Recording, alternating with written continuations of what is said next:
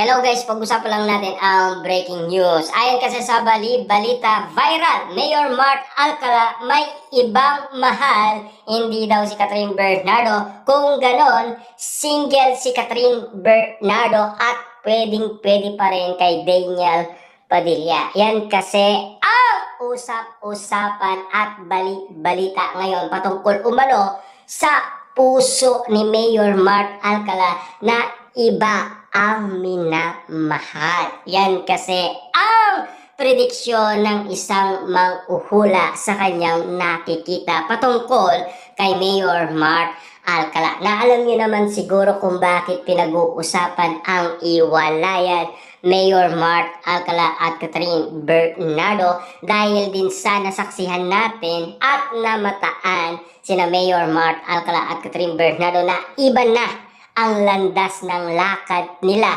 Hindi na katulad nung una. Lagi silang sabay kung maglakad. Pero habang pinagmamasdan ang nasabing video ay kaduda-duda na parang may something na at parang may nangyayari ng kaguluhan sa relasyon Mayor Mark Alcala at Catherine Bernardo. At lalong-lalo na pinag-uusapan nagbakasyon sina Mayor Mark Alcala at Catherine Bernardo, subalit wala namang ayudang pinapakita. Tanging laway lamang ang usap-usapan. Kaya nga naman kasi mahirap maniwala kapag walang ayuda moment galing kay Catherine Bernardo at Mayor Mark Alcala. At lalong-lalo na iniintay umano ni Mayor Mark Alcala si Catherine Bernardo sa anniversary ng Lucena. Lalong-lalo na kasi ang mga taga Lucena ay sabik nang makita si Catherine Bernardo ang bagong jowa ni Mayor Mark Alcala.